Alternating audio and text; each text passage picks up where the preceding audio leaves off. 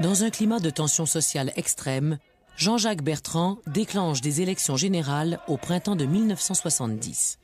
Mais depuis 2 ans, son parti semble dépassé et n'a que la répression et la peur à offrir aux Québécois. Si vous ne voulez pas que nous connaissions ce que certains pays ont connu à la suite de contestations sociales, vous devez élire le 29 avril un gouvernement fort, majoritaire, avec un mandat.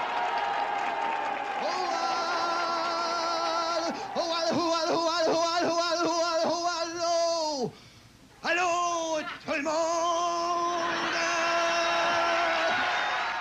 En pleine campagne électorale, 4000 personnes sont réunies à la salle du Jésus pour entendre des poètes et des artistes chanter la révolte et la liberté. Speak white and loud, qu'on vous entende, de Saint-Henri à Saint-Domingue. Oui, quelle admirable langue pour embaucher, donner des ordres, fixer l'heure de la mort à l'ouvrage et de la pause qui rafraîchit et ravigote le dollar. Je vois nos êtres en détresse dans ce siècle.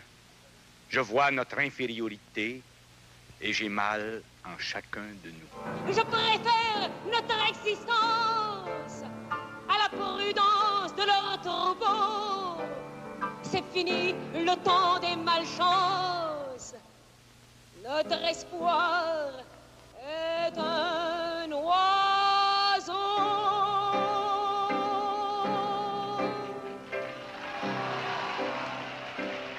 Les envolées poétiques du Jésus n'exercent aucune influence sur la campagne électorale de 1970, qui reste prosaïque. 2 visions du Québec s'affrontent, créer un pays ou créer des emplois. Chers amis, la fierté du Québec, la fierté d'être québécois, c'est plus qu'une question de drapeau, c'est plus qu'une question de représentation dans les ambassades. La fierté des Québécois, pour moi, c'est de pouvoir travailler au Québec d'abord et avant tout et donner sa pleine mesure au Québec. Qu'on devienne maître chez nous, mais que ce soit vrai. C'est actuellement qu'on est isolé dans une cage. Quand on sera chez nous, on va s'ouvrir comme jamais auparavant.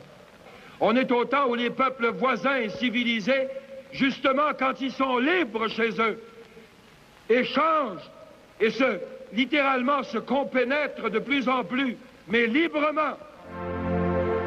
Le parti de René Lévesque promet un avenir meilleur, mais suscite des craintes. Ses candidats se veulent rassurants, mais passent parfois pour de sympathiques rêveurs en quête d'un pays. Dans un style plus pragmatique, l'économiste Robert Bourassa fait sa campagne contre la souveraineté du Québec et mise sur une promesse qui devient vite populaire, créer 100 000 emplois. On sait tous qu'actuellement, des centaines et des milliers de Québécois sont forcés de quitter le Québec à cause d'un ralentissement économique. Or, il est admis par tous les observateurs impartiaux qu'un Québec indépendant va accélérer ce ralentissement économique. Des ballons électorales de peur ou d'improvisation, les 100 000 jobs qui vont tomber à cause de la compétente équipe, dit M. Bourassa. La compétente équipe. J'ai donné l'exemple de l'entreprise Bombardier. J'ai pas pris ça en l'air. J'ai pris une déclaration du président de la compagnie lui-même qui craignait pour l'expansion de l'entreprise. Il doit connaître au moins autant ça que Parizeau, le président de Bombardier, quand il dit que l'indépendance va nuire à son entreprise. Et quand on sera sûr d'être chez nous comme une majorité qui est chez elle, comme un homme est dans sa maison, les autres nous respecteront. Ils respecteront des gens qui se décident. Les créditistes de Camille Sanson apportent quant à eux un peu de couleur et d'amusement rocambolesque à la campagne d'avril 70. Si ça continue comme ça, non seulement on va venir au monde chez la finance, à l'école chez la finance, se faire instruire chez la finance, se marier chez la finance, s'acheter une maison chez la finance, mais vous rencontrerez des entrepreneurs de pompes funèbres qui vous verront à l'heure où vous serez prêt de mourir et qui diront « Mon vieux, meurs tout de suite puis paye plus tard ». Au terme de la campagne, le Parti québécois jouit d'une popularité inattendue auprès des francophones. Les notables du Parti libéral et les grands financiers montréalais s'en inquiètent. 3 jours avant les élections, coup de théâtre. Les médias annoncent le départ vers Toronto de 9 camions blindés de la Brinks qui, dit-on, transportent l'argent de riches Montréalais effrayés par le spectre de l'indépendance. 30 hommes armés escortent le convoi.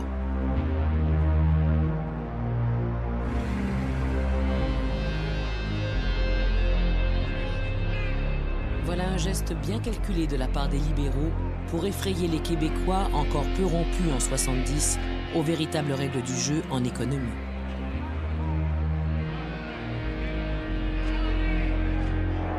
Alors, à l'heure actuelle, nos caméras vous permettent de voir le vainqueur de ce jour d'élection, M. Robert Bourassa. Avec à peine 45% du vote, les libéraux raflent 72 des 108 sièges à l'Assemblée nationale.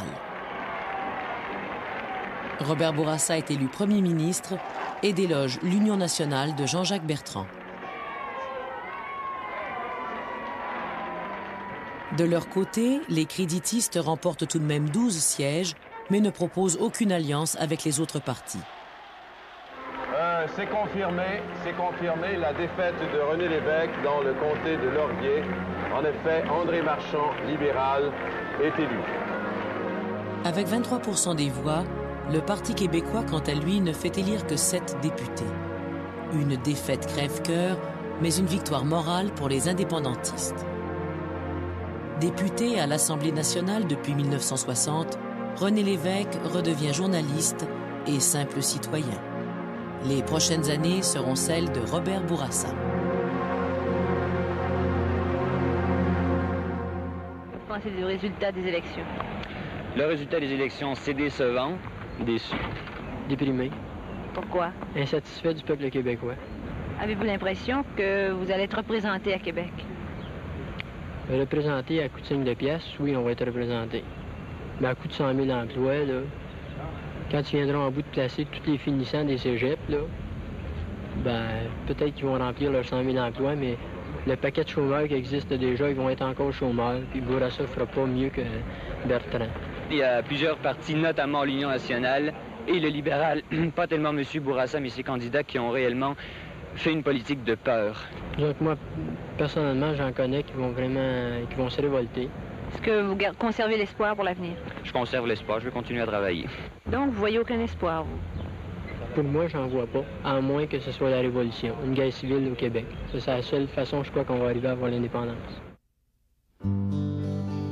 Né à Montréal le 14 juillet 1933, Robert Bourassa fait son cours classique au Collège Brébeuf et ses études de droit à l'Université de Montréal. Admis au barreau en 1957, il obtient un diplôme en économie de l'Université d'Oxford en Angleterre et une maîtrise en fiscalité à l'Université de Harvard aux États-Unis.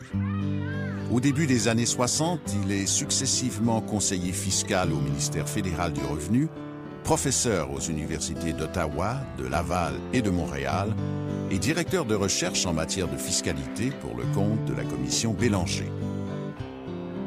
Élu député libéral dans le comté de Mercier en 1966, Robert Bourassa contribue au refus par son parti des idées souverainistes proposées par René Lévesque en 1967.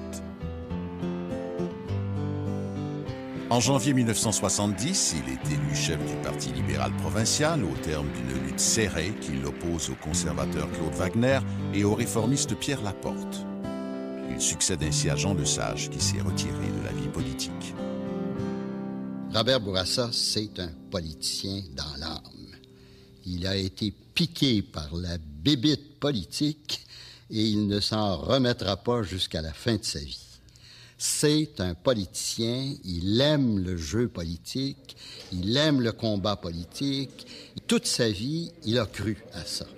On a beaucoup accusé Bourassa d'être un homme un peu mou, de gouverner sans idées très précises, mais c'est en même temps une qualité parce qu'il savait épouser le mouvement de la population.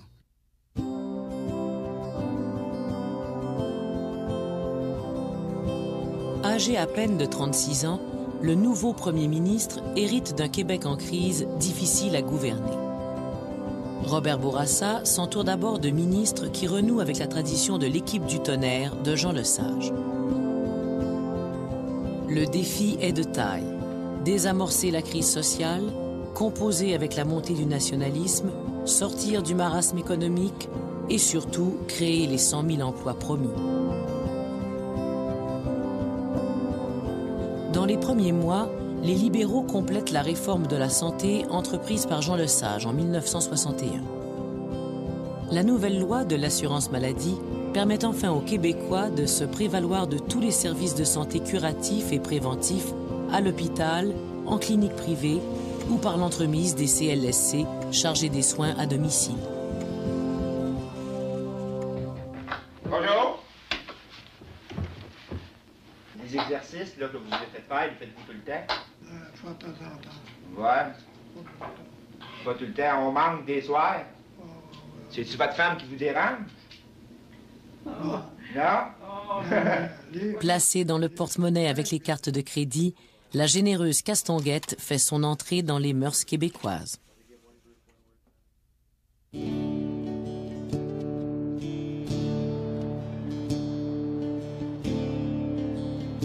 Au début des années 70, la situation économique et sociale demeure précaire dans plusieurs régions du Québec, comme au Saguenay, en Abitibi, dans le bas du fleuve et en Gaspésie.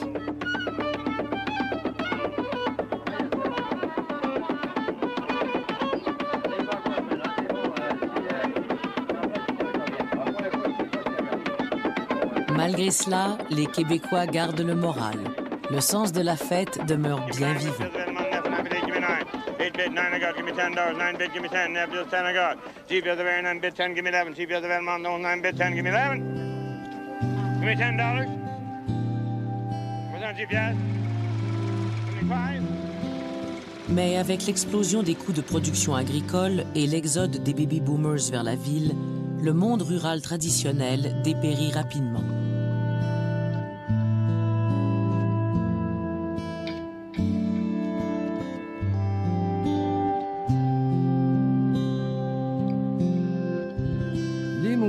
De centralisation de l'éducation dans les petites villes.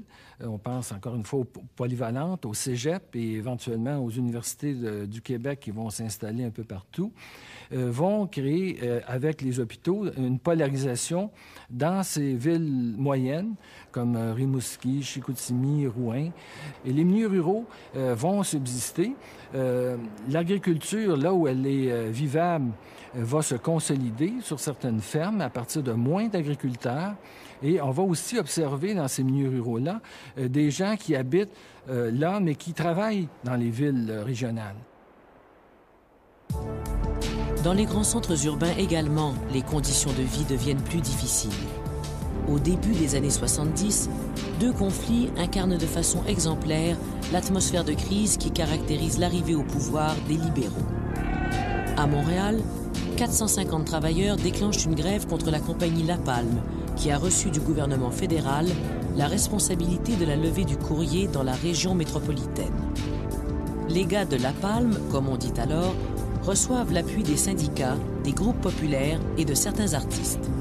Ceux-ci dénoncent l'attitude méprisante de Pierre Elliott Trudeau à l'égard de travailleurs qui se battent pour leur emploi et la survie de l'entreprise. Le recours à des briseurs de grève envenime le conflit et provoque de nombreux actes de violence. Une véritable atmosphère de guérilla urbaine s'installe à Montréal. Nous avons besoin de faire respecter dans ce pays au moins la dignité des hommes, si les autres veulent uniquement la dignité de l'argent. Dans la conjoncture difficile du début des années 70, un autre conflit fait grand bruit.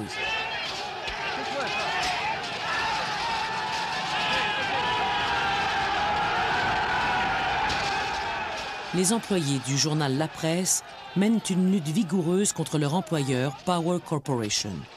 Ils exigent de meilleures conditions de travail ainsi que le respect de la liberté de presse. Marquée de manifestations très dures, cette grève donne lieu au premier front commun des 3 centrales syndicales. Quelques mois plus tard, le conflit se termine par la victoire des gars de la presse.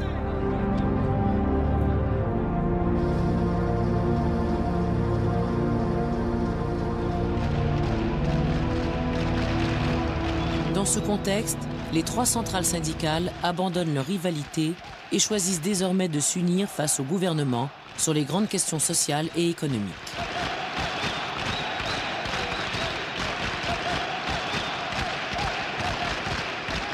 Une nouvelle société se dessine où chaque individu est en droit d'exiger le respect et la liberté. Au Québec, le jeu des alliances et des luttes de pouvoir devient plus complexe, plus nuancé. Le temps des simplifications politiques achève. Pour d'autres, moins patients, l'élection controversée des libéraux de Robert Bourassa au mois d'avril démontre que le Parti québécois emprunte un chemin trop sinueux, trop lent, trop incertain.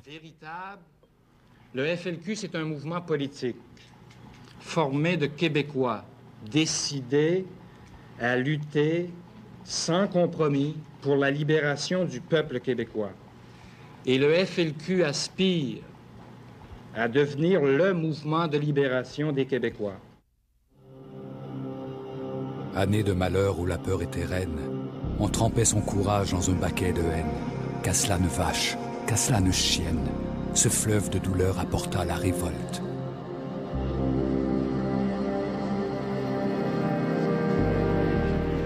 Lundi 5 octobre 1970. Dans toutes les maisons du Québec, la radio et la télévision diffusent une nouvelle pour le moins stupéfiante. Des membres du FLQ ont fait irruption dans la résidence de James Richard Cross, dans un quartier huppé de Montréal. Ils ont enlevé l'attaché commercial britannique et le gardent maintenant en otage. Pour libérer le diplomate, la cellule Libération exige qu'un manifeste politique soit lu à la télévision. Le FLQ compte rallier une partie de l'opinion publique autour de ses objectifs révolutionnaires. Le FLQ exige également que 23 de ses membres soient libérés et reconduits à Cuba et que les gars de La Palme soient réengagés. Ottawa et Québec ont 48 heures pour répondre. Les ponts sont bloqués, partout des barrages de police sont dressés, la ville est ratissée par les autopatrouilles. La GRC, la Sûreté du Québec et la police de Montréal unissent leurs efforts mais ont peine à se coordonner. Le diplomate britannique demeure introuvable. En l'absence de Robert Bourassa, parti en voyage aux États-Unis, le premier ministre Trudeau crée un groupe de gestion de la crise. Ottawa entend faire preuve de fermeté. Mais pour gagner du temps, le gouvernement laisse entendre qu'il est prêt à négocier avec le FLQ et autorise la diffusion du manifeste. Inquiets mais curieux, les Québécois écoutent la voix monocorde du FLQ sur les ondes de Radio-Canada. Front de libération du Québec, manifeste. Le Front de libération du Québec n'est pas le Messie, ni un Robin des Bois des temps modernes. C'est un regroupement de travailleurs québécois qui sont décidés à tout mettre en œuvre pour que le peuple du Québec prenne définitivement en main son destin. Le Front de libération du Québec veut l'indépendance totale des Québécois. Après la diffusion réussie de leur manifeste, les ravisseurs acceptent de reporter l'échéance pour permettre aux négociations d'aboutir. À la fin du nouveau délai, le ministre Jérôme Choquette annonce qu'il n'y a pas d'entente possible avec la cellule Libération. Les Québécois retiennent leur souffle. Qu'arrivera-t-il aux diplomates britanniques? Coup d'éclat sur la rive sud. Le ministre Pierre Laporte est à son tour enlevé par une autre cellule du FLQ, la cellule Chénier, 20 minutes après la conférence de presse de Jérôme Choquette. Une fièvre s'empare aussitôt des médias. Le Québec tout entier frissonne.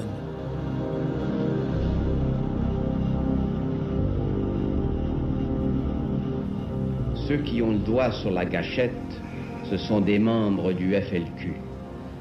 Rien ne saurait donc justifier le mal qui pourrait être fait à ces deux hommes.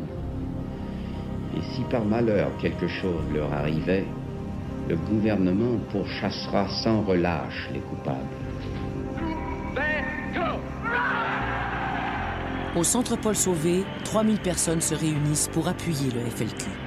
Des débrayages de solidarité ont lieu dans quelques cégeps. La tension monte d'un cran. Pour le maire Jean Drapeau et les premiers ministres Trudeau et Bourassa, une action musclée s'impose. Nous avons eu des manifestations violentes. Nous avons eu des bombes. Nous avons maintenant des enlèvements spectaculaires. Est-ce qu'on doit attendre qu'il y ait des assassinats pour agir? Le 16 octobre, à 4 heures du matin, Pierre Elliott Trudeau décrète l'imposition de la loi des mesures de guerre.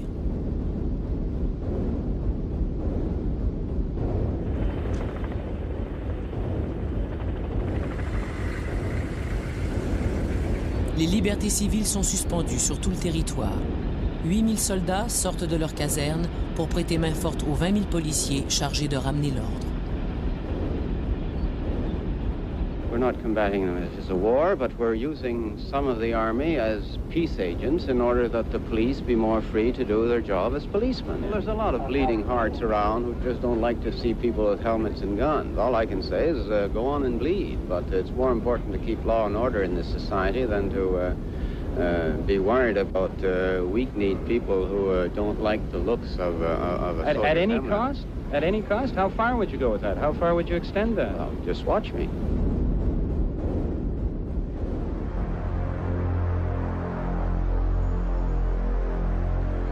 Des listes de suspects sont préparées par les policiers et révisées par les ministres. On voit des felkistes partout, la suspicion s'installe. 500 personnes sont arrêtées, parfois brutalement, sans pouvoir contacter leur famille ou un avocat.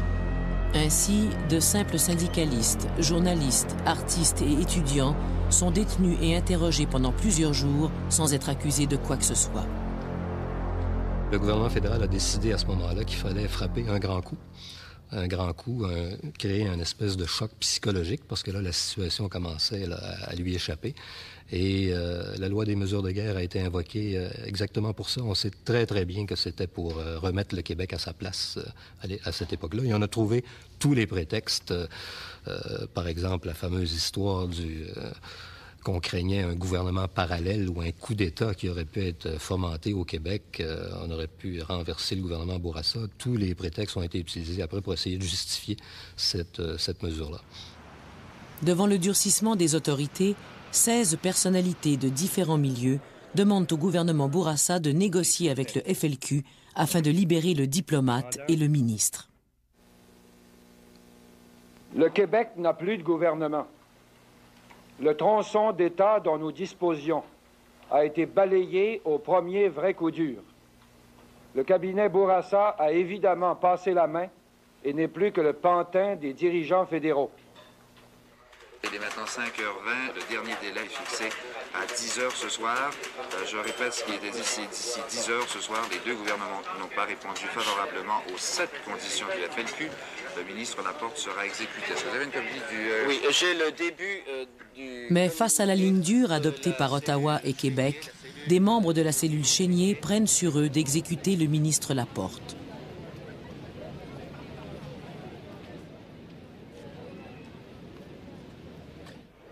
Alors, la mort de Pierre Laporte, dans l'histoire des événements d'octobre, ça a été, si l'on veut, une date clé qui a reviré l'opinion publique, parce qu'on peut penser qu'avant la mort de Pierre Laporte, et puis il y a des témoignages de l'époque, on le voit bien, il y avait une certaine sympathie. Après la lecture du manifeste du FLQ à Radio-Canada, il y avait quand même une certaine sympathie de l'opinion publique pour les revendications du FLQ, pour la cause du FLQ, pour l'indépendance du Québec, tout ça. Mais aussitôt que Pierre Laporte, évidemment, a été tué, les gens ont vu que ça allait... c'est à des gestes comme ceux-là que ça pouvait conduire. Et puis, même si la loi des mesures de guerre, par exemple, avait été décrétée la veille, les gens auraient pu dire la loi des mesures de guerre, ça va trop loin. C'est excessif de la part du gouvernement fédéral, mais la mort de Pierre Laporte a pratiquement justifié l'utilisation de mesures comme celle-là. En tout cas, dans l'opinion publique, il y a un amalgame qui s'est fait, puis on s'est dit, ben voilà, ça va beaucoup trop loin. Ceux qui, froidement et délibérément, ont exécuté M. Laporte sont des êtres inhumains. Ils ont importé ici, dans une société qui ne le justifie absolument pas, un fanatisme glacial et des méthodes de chantage à l'assassinat qui sont celles d'une jungle sans issue. Si leur sauvagerie reflétait si peu que ce soit le vrai Québec, on voudrait s'en aller à jamais le plus loin possible. On ne peut que leur souhaiter le pire des châtiments, de vivre assez longtemps pour voir qu'ils ne représentent rien ni personne de valable, que leurs gestes étaient non seulement criminels, mais insensés. 6 semaines après ces événements tragiques, les membres de la cellule Libération relâchent le diplomate Cross et sont promptement déportés à Cuba.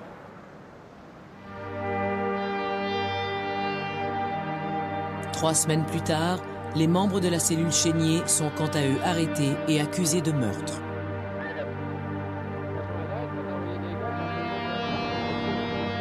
« 2000 militaires canadiens restent au Québec jusqu'en janvier 71.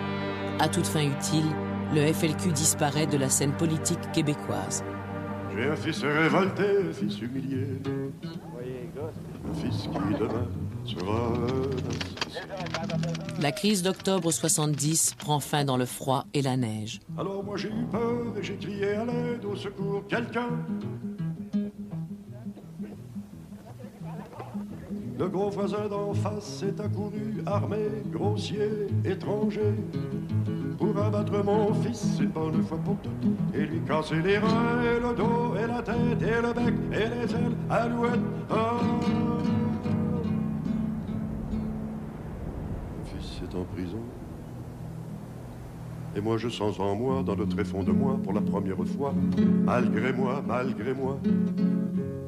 entre la chair et l'os, s'installer la colère.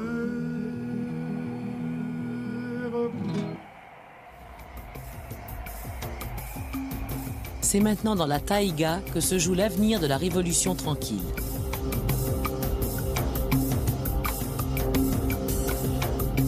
Avec la fin de la crise d'octobre, Robert Bourassa a maintenant les coups des franges pour réaliser ses grands projets économiques. Il propose le défi du siècle, aménager les 4 rivières du bassin de la baie James pour produire autant d'énergie que toutes les autres centrales hydroélectriques alors existantes. Avec la première crise pétrolière de 1971, l'Amérique a besoin d'énergie électrique. Le pari de Robert Bourassa est audacieux. La promesse des 100 000 emplois hante encore son gouvernement. Dans ces questions-là, on doit constater que le développement de la baie James est pleinement justifié, non seulement sur le plan des besoins d'électricité du Québec, mais également sur le plan du développement économique, également sur le plan de la lutte à la pollution, également sur le plan des retombées secondaires par rapport aux centrales nucléaires, par rapport aux centrales thermiques. Alors, il y a un ensemble de raisons qui font que la décision de développer de la baie James était pleinement légitime et colle d'une façon absolument complète aux besoins du Québec et à son avenir.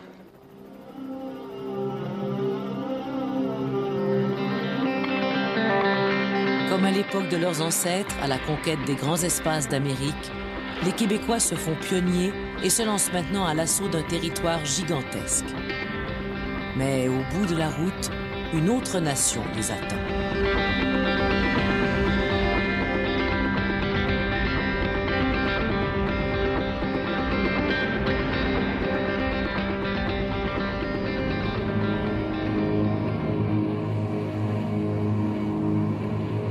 Au début des années 70, les 5000 cris du Québec sont regroupés dans des villages de petite taille, dont East Main, Fort George, Waskaganish et Nemisco. Il y a plus de 3000 ans, les cris occupaient un territoire se limitant au littoral de la baie James. Mais progressivement, ils ont étendu leur territoire de chasse jusqu'au mont Otiche, à 400 km à l'intérieur des terres du Québec. Ils se déploient maintenant dans un pays aussi étendu que la France, où lacs, rivières et marécages couvrent plus de 125 000 km² jusqu'aux confins de l'Abitibi. Les cris ont longtemps joué un rôle important comme trappeurs de la compagnie de la baie d'Hudson, à qui appartenait jusqu'au début du 20e siècle tout le Grand Nord québécois. Même s'ils pratiquent la chasse et la pêche, les cris dépendent en grande partie pour leur survie de leur commerce avec les Blancs. Ces contacts commerciaux réguliers leur ont permis de maîtriser plusieurs technologies utiles au renforcement de leur mode de vie, dont dont les armes à feu et les modes de transport rapides. À la suite du développement hydroélectrique de leur territoire, les Cris jouissent d'une autonomie importante, notamment dans les domaines de l'éducation, de la culture, des infrastructures routières, de l'administration de la justice et des services de santé. Une véritable révolution tranquille à la façon du Grand Nord.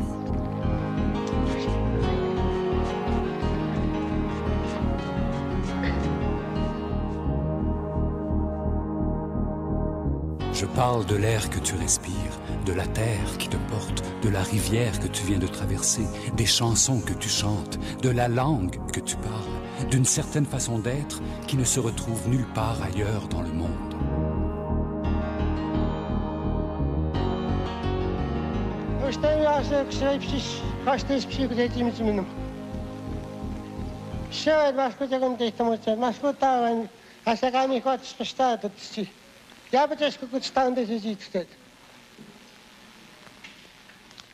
Le projet de l'abbé James commence à prendre forme. Les Cris s'en inquiètent et font entendre leurs doléances devant une cour de justice qui ordonne l'arrêt des travaux pendant quelques jours.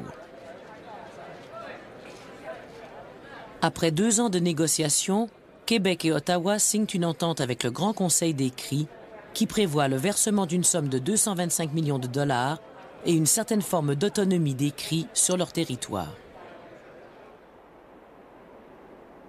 Le rêve de Robert Bourassa peut enfin devenir réalité.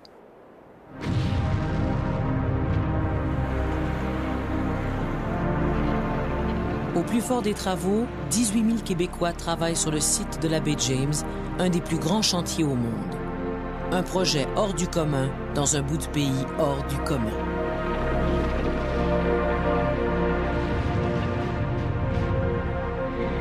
Dans cette contrée où la nature est infiniment hostile à l'homme, tout prend des proportions colossales.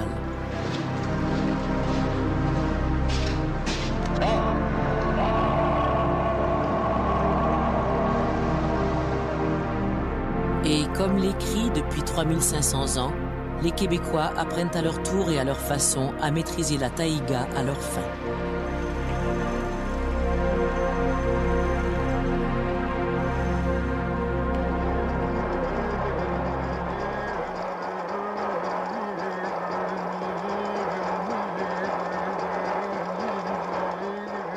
La vie à l'abbé James ne sera plus jamais comme avant. Des traditionalistes Cris s'en désolent, mais d'autres y voient l'occasion d'un accès heureux à la modernité. Les autres Québécois, quant à eux, tireront une grande fierté de cette Radissonie nouvelle à l'extrémité de leur territoire.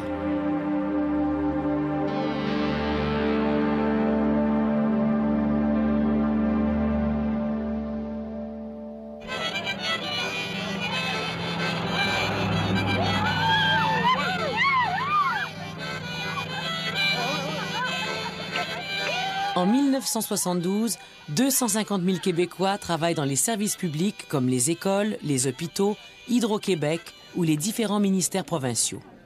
Les travailleurs de l'État exigent maintenant un salaire minimum de 100 $ par semaine et la liberté de négocier leurs conditions de travail. Ce que nous voulons, c'est une convention collective, pas une convention collective imposée, une convention collective véritablement négociée. C'est ça que nous voulons. On prendra le temps qu'il faudra. On va négocier les conventions qu'on voudra.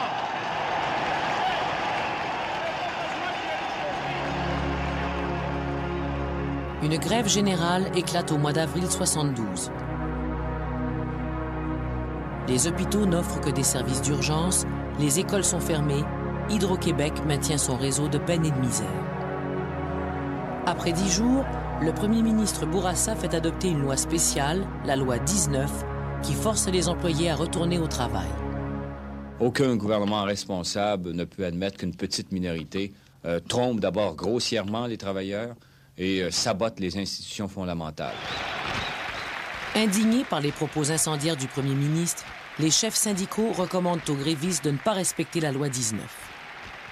Nous ne respecterons jamais cette loi inique.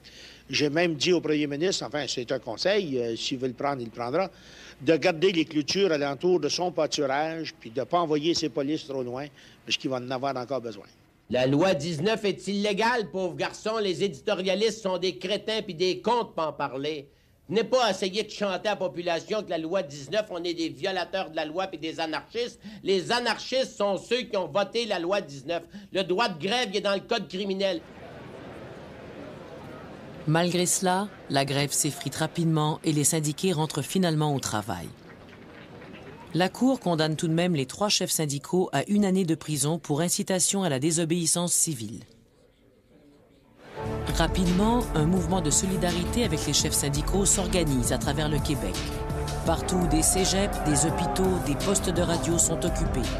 À Montréal, les ponts sont bloqués, les journaux ne paraissent plus, les transports en commun sont arrêtés. Le Québec est pour ainsi dire paralysé.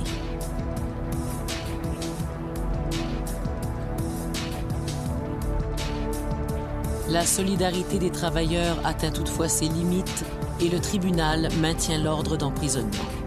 Yvon Charbonneau, Louis Laberge et Marcel Pépin doivent se livrer à la justice. Les travailleurs s'en souviendront lors des prochaines élections.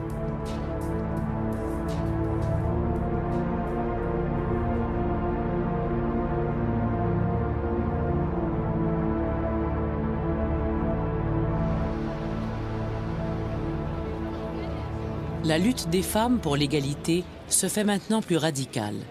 Comme ailleurs dans le monde, les Québécoises revendiquent leurs droits dans tous les domaines. À partir de 1969 est apparu un nouveau féminisme qu'on a appelé le féminisme radical. Il est né justement au moment de cette manifestation contre le règlement anti-manifestation en 1969. Et à partir de ce moment-là, les groupes sont extrêmement nombreux à travers tout le Québec, autour d'une revue, autour d'un service, autour d'un centre, autour de toutes sortes de choses, de sorte que le mouvement féministe au Québec devient très, très, très multiforme. Solidarité, solidarité, solidarité, solidarité. En 1973, Robert Bourassa crée le Conseil du statut de la femme pour donner une voix aux femmes et inciter les gouvernements à améliorer la condition féminine. Les choses se corsent lorsque les femmes exigent la multiplication des garderies.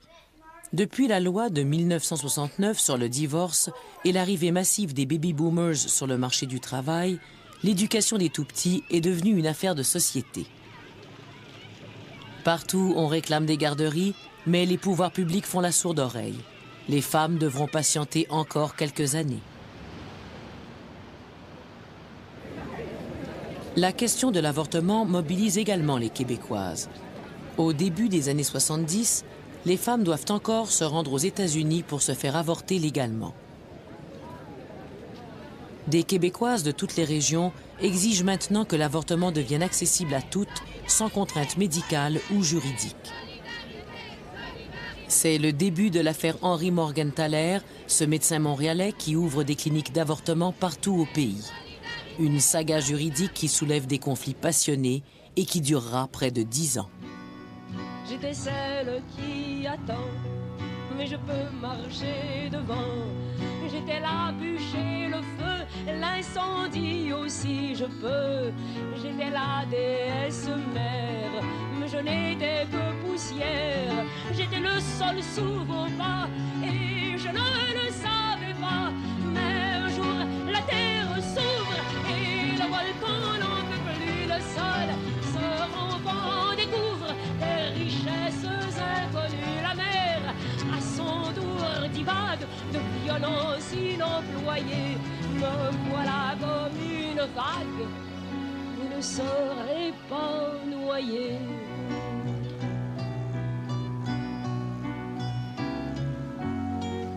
S'il vous plaît, faites-vous léger. Moi, je ne peux plus bouger.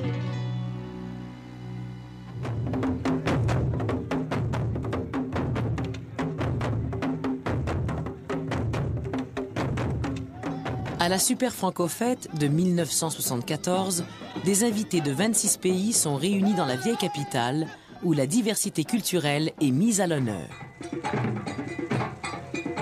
Au cours des 15 dernières années de parcours parfois laborieux, les Québécois ont acquis une grande assurance et veulent maintenant affirmer leur identité nouvelle. Pendant 10 jours, Québec devient la capitale mondiale de la francophonie. Français, Vietnamiens, Acadiens, Africains, Arabes et Québécois fraternisent dans une atmosphère bon enfant.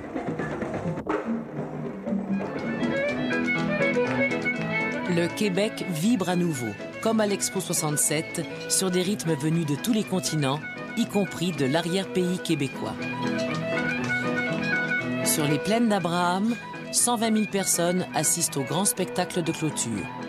Une trajectoire culturelle pour le moins impressionnante depuis les premières boîtes à chansons du début des années 60.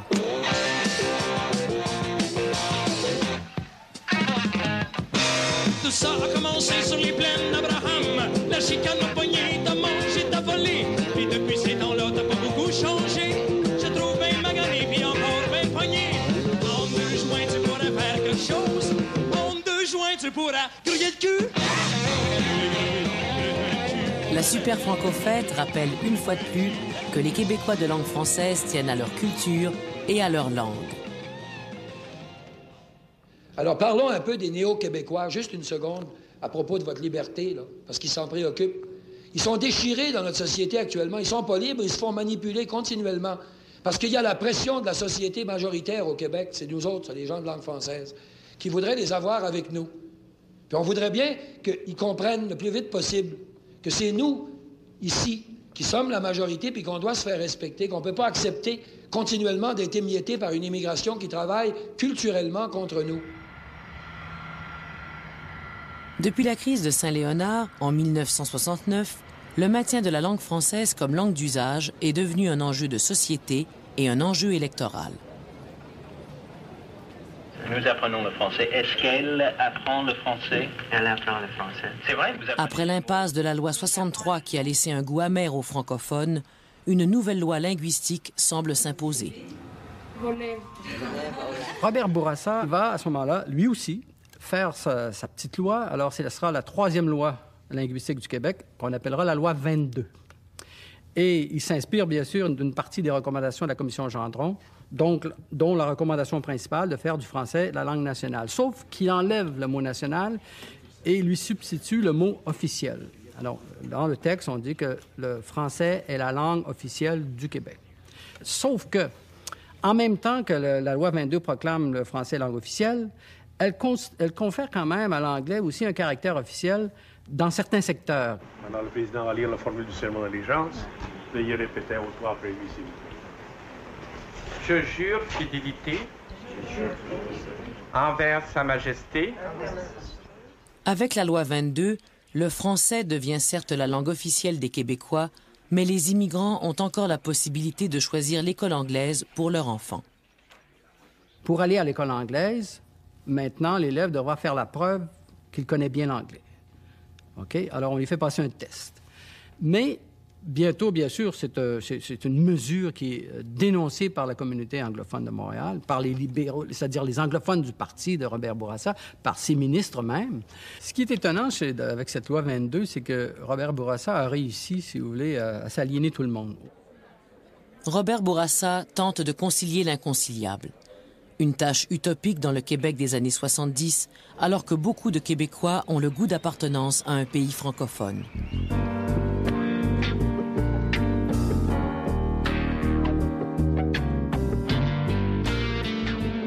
C'est dans la langue que je veux forniquer ce pays maudit, irréel en tout, sauf dans la langue par laquelle on le décrit.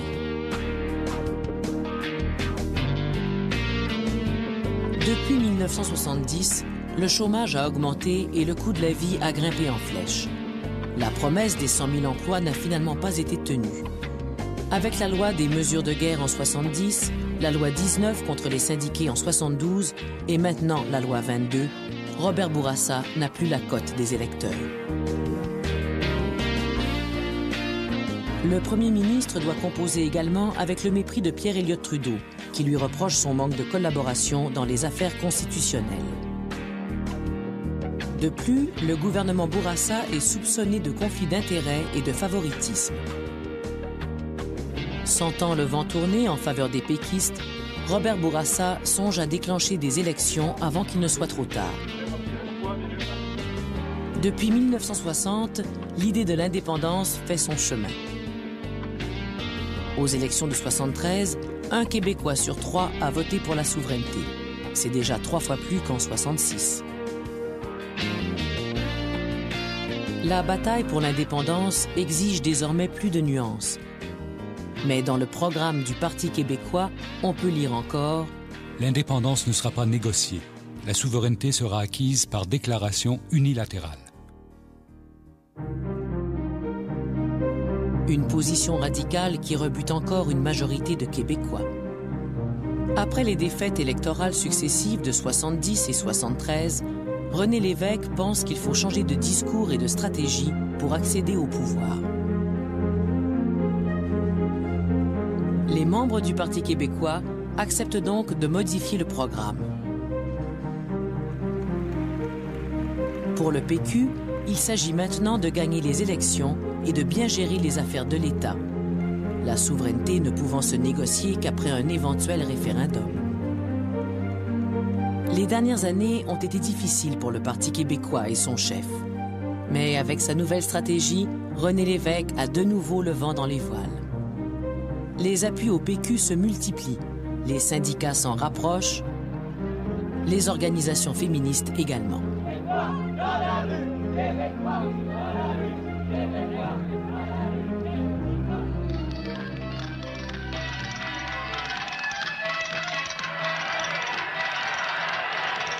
C'est la fête de la Saint-Jean. Mais depuis quelques années, la fête a changé. Le peuple ne regarde plus le défilé, il est devenu lui-même un défilé.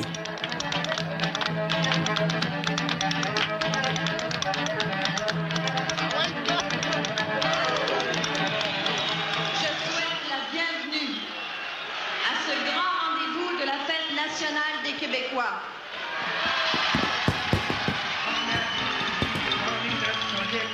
Mon pays, oh, oh, oh, oh, oh,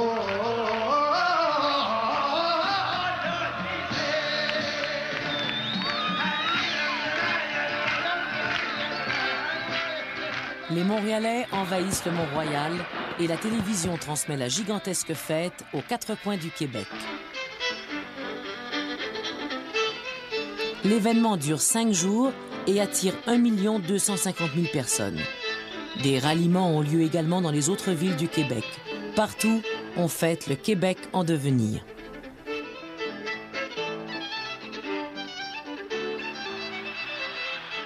Répétez après moi. Je fais le serment solennel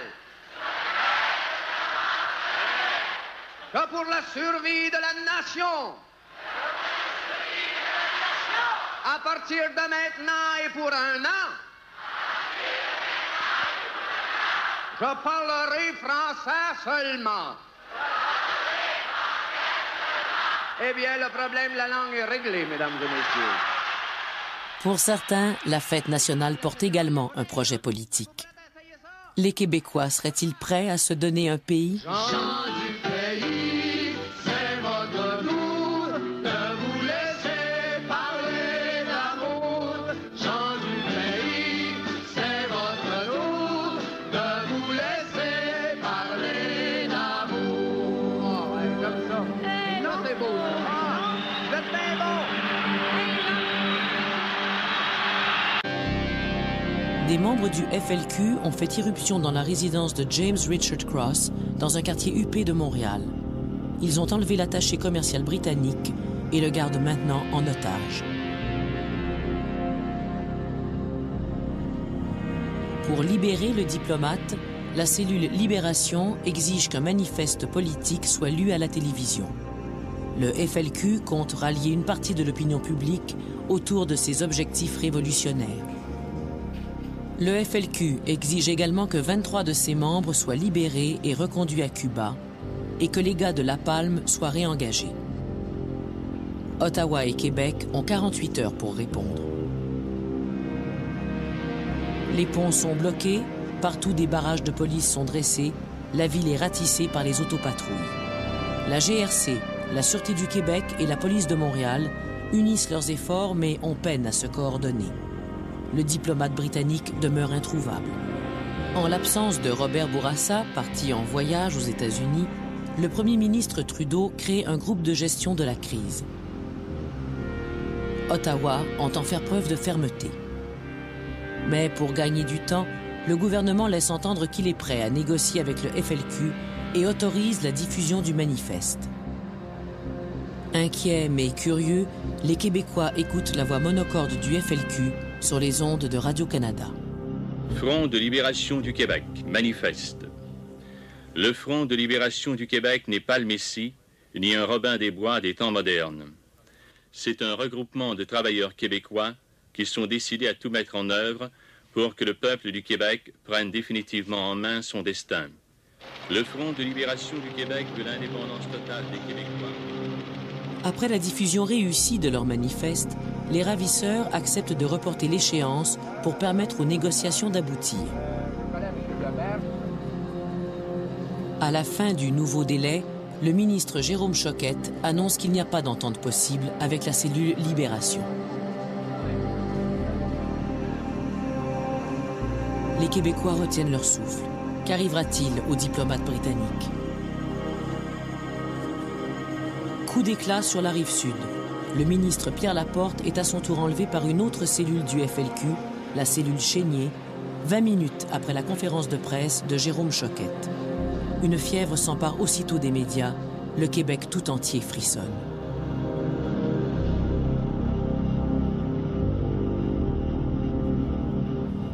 Ceux qui ont le doigt sur la gâchette, ce sont des membres du FLQ. Rien ne saurait donc justifier le mal qui pourrait être fait à ces deux hommes. Et si par malheur quelque chose leur arrivait, le gouvernement pourchassera sans relâche les coupables. Au centre Paul Sauvé, 3000 personnes se réunissent pour appuyer le FLQ. Des débrayages de solidarité ont lieu dans quelques cégeps.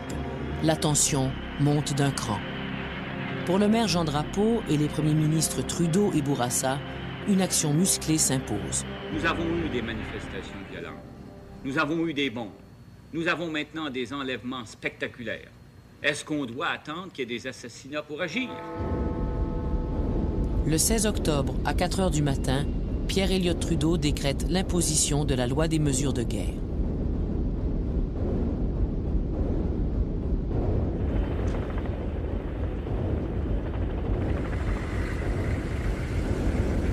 Les libertés civiles sont suspendues sur tout le territoire.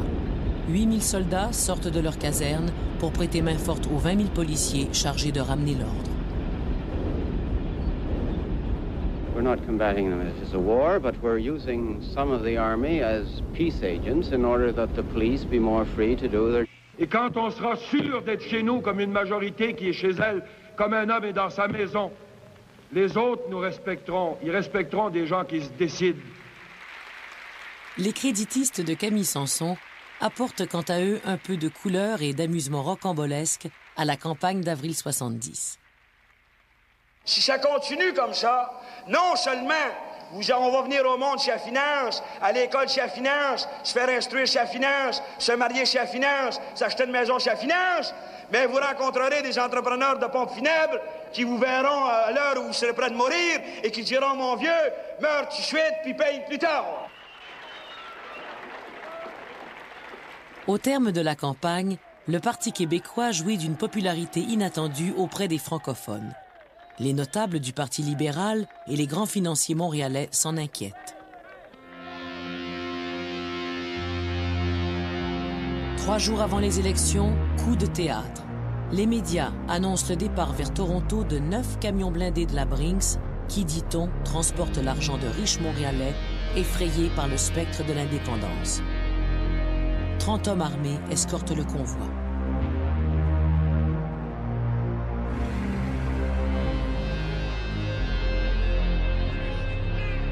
Voilà un geste bien calculé de la part des libéraux pour effrayer les Québécois encore peu rompus en 70 aux véritables règles du jeu en économie.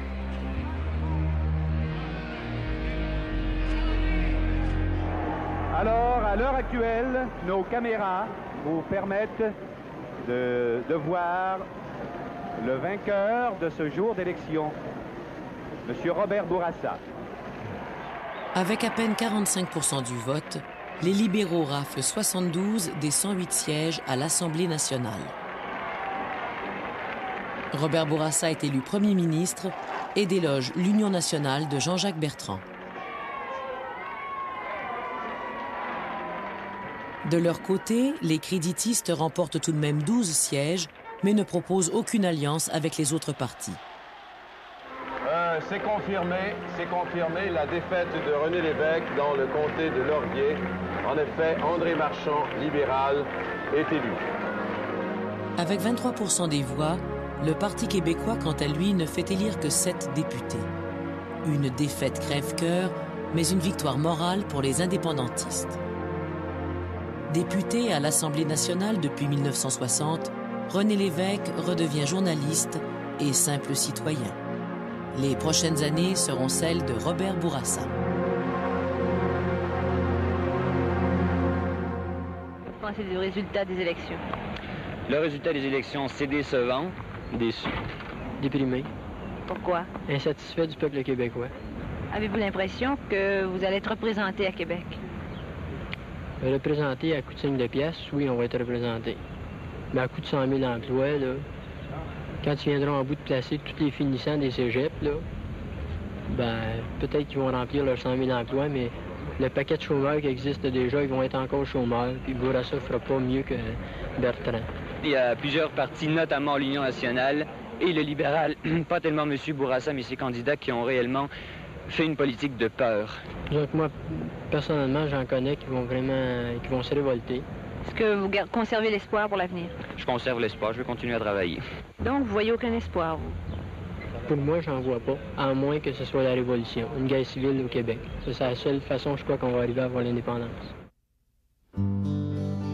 Né à Montréal le 14 juillet 1933, Robert Bourassa fait son cours classique au Collège Brébeuf et ses études de droit à l'Université de Montréal. Admis au barreau en 1957, il obtient un diplôme en économie de l'Université d'Oxford en Angleterre et une maîtrise en fiscalité à l'Université.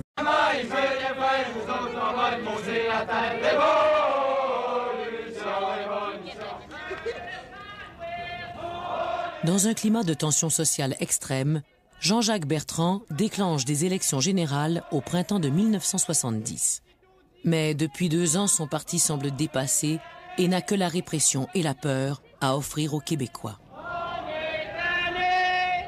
Si vous ne voulez pas que nous connaissions ce que certains pays ont connu à la suite de contestations sociales, vous devez élire le 29 avril un gouvernement fort, majoritaire, avec un mandat.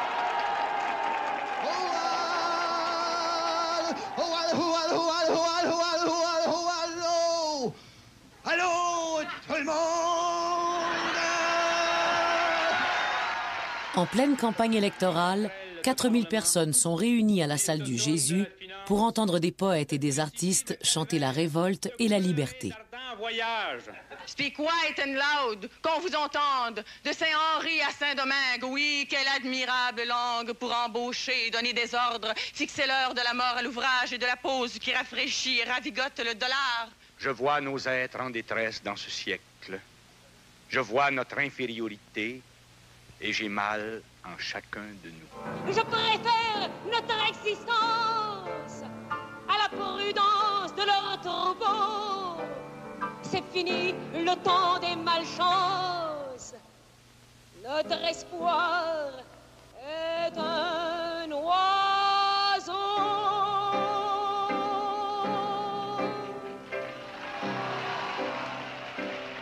Les envolées poétiques du Jésus n'exercent aucune influence sur la campagne électorale de 1970, qui reste prosaïque. 2 visions du Québec s'affrontent, créer un pays ou créer des emplois. Mes chers amis, la fierté du Québec, la fierté d'être québécois, c'est plus qu'une question de drapeau, c'est plus qu'une question de représentation dans les ambassades. La fierté des Québécois, pour moi, c'est de pouvoir travailler au Québec d'abord et avant tout et donner sa pleine mesure au Québec. Qu'on devienne maître chez nous, mais que ce soit vrai. C'est actuellement qu'on est isolé dans une cage. Quand on sera chez nous, on va s'ouvrir comme jamais auparavant.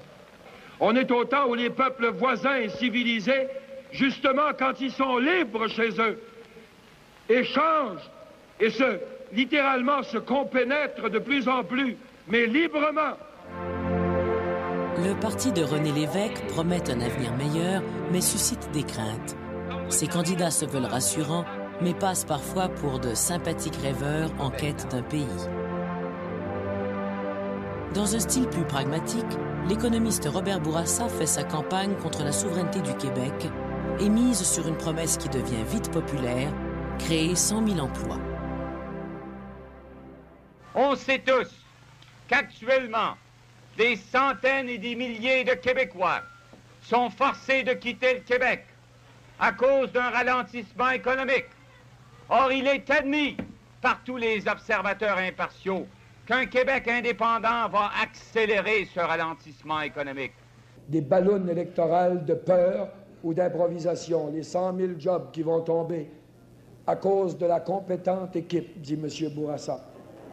La compétente équipe. J'ai donné l'exemple de l'entreprise Bombardier. J'ai pas pris ça en l'air. J'ai pris une déclaration du président de la compagnie lui-même qui craignait pour l'expansion de l'entreprise. Il doit connaître au moins autant ça que Parizeau, le président de Bombardier, quand il dit que l'indépendance va nuire à son entreprise. Dans les petites villes, on pense encore une fois aux polyvalentes, au cégep et éventuellement aux universités du Québec qui vont s'installer un peu partout, vont créer avec les hôpitaux une polarisation dans ces villes moyennes comme Rimouski, Chicoutimi, Rouyn. Et les milieux ruraux vont subsister. L'agriculture, là où elle est vivable, va se consolider sur certaines fermes à partir de moins d'agriculteurs. Et on va aussi observer dans ces milieux ruraux-là des gens qui habitent là, mais qui travaillent dans les villes régionales. Dans les grands centres urbains également, les conditions de vie deviennent plus difficiles. Au début des années 70, 2 conflits incarnent de façon exemplaire l'atmosphère de crise qui caractérise l'arrivée au pouvoir des libéraux. À Montréal, 450 travailleurs déclenchent une grève contre la compagnie La Palme, qui a reçu du gouvernement fédéral la responsabilité de la levée du courrier dans la région métropolitaine. Les gars de La Palme, comme on dit alors, reçoivent l'appui des syndicats, des groupes populaires et de certains artistes. Ceux-ci dénoncent l'attitude méprisante de Pierre Elliott Trudeau à l'égard de travailleurs qui se battent pour leur emploi et la survie de l'entreprise. Le recours à des briseurs de grève envenime le conflit et provoque de nombreux actes de violence. Une véritable atmosphère de guérilla urbaine s'installe à Montréal. Nous avons besoin de faire respecter dans ce pays au moins la dignité des hommes, si les autres veulent uniquement la dignité de l'argent. Dans la conjoncture difficile du début des années 70, un autre conflit fait grand bruit.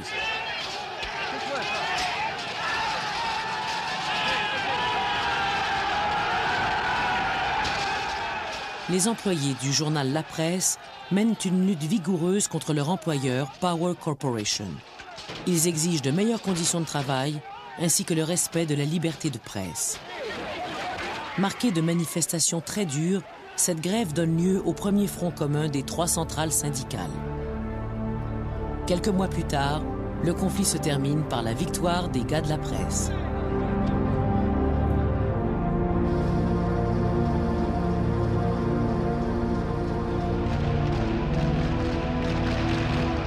Dans ce contexte, les 3 centrales syndicales abandonnent leur rivalité et choisissent désormais de s'unir face au gouvernement sur les grandes questions sociales et économiques.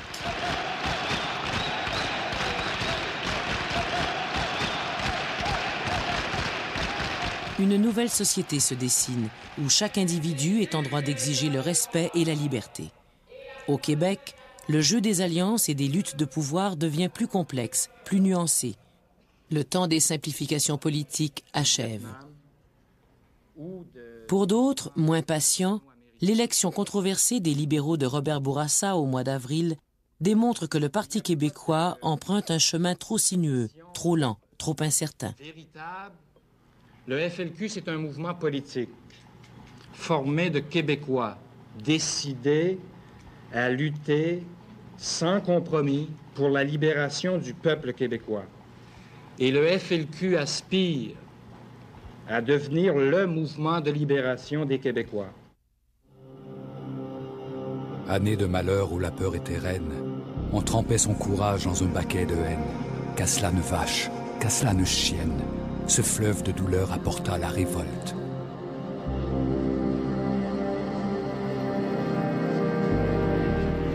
Lundi 5 octobre 1970. Dans toutes les maisons du Québec, la radio et la télévision diffusent une nouvelle pour le moins stupéfiante. L'Université de Harvard aux États-Unis. Au début des années 60, il est successivement conseiller fiscal au ministère fédéral du Revenu, professeur aux universités d'Ottawa, de Laval et de Montréal, et directeur de recherche en matière de fiscalité pour le compte de la commission Bélanger. Élu député libéral dans le comté de Mercier en 1966, Robert Bourassa contribue au refus par son parti des idées souverainistes proposées par René Lévesque en 1967. En janvier 1970, il est élu chef du Parti libéral provincial au terme d'une lutte serrée qui l'oppose au conservateur Claude Wagner et au réformiste Pierre Laporte. Il succède ainsi à Jean Lesage qui s'est retiré de la vie politique. Robert Bourassa, c'est un politicien dans l'âme. Il a été piqué par la bébite politique et il ne s'en remettra pas jusqu'à la fin de sa vie. C'est un politicien, il aime le jeu politique, il aime le combat politique. Toute sa vie, il a cru à ça. On a beaucoup accusé Bourassa d'être un homme un peu mou, de gouverner sans idées très précises, mais c'est en même temps une qualité parce qu'il savait épouser le mouvement de la population.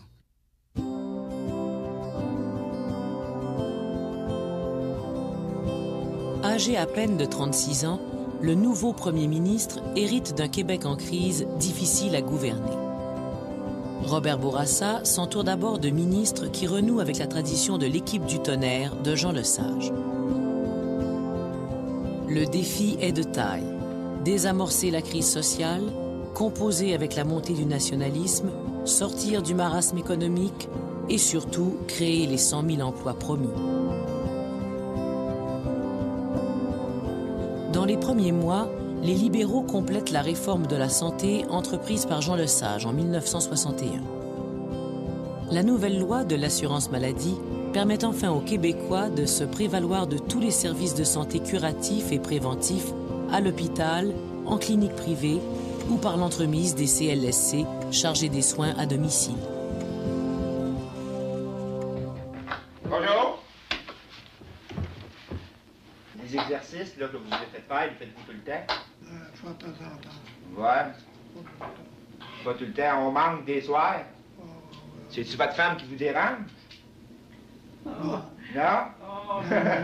Placée dans le porte-monnaie avec les cartes de crédit, la généreuse Castonguette fait son entrée dans les mœurs québécoises.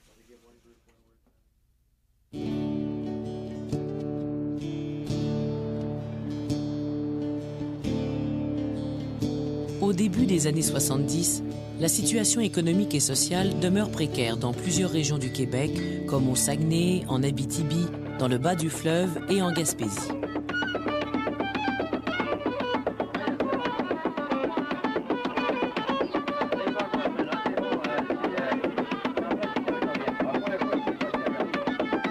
Malgré cela, les Québécois gardent le moral. Le sens de la fête demeure bien vivant. 8 bid, 9 I got, give me $10, 9 bid, give me 10, 9 bills, 10 I got. G bills are very 9 bid, 10, give me 11, G bills are very 9 bid, 10, give me 11. Give me $10. What's on G bills?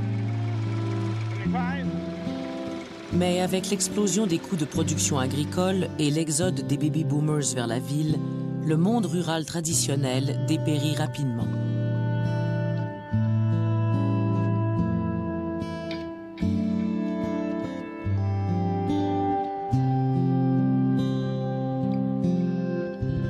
Les mouvements de centralisation de l'éducation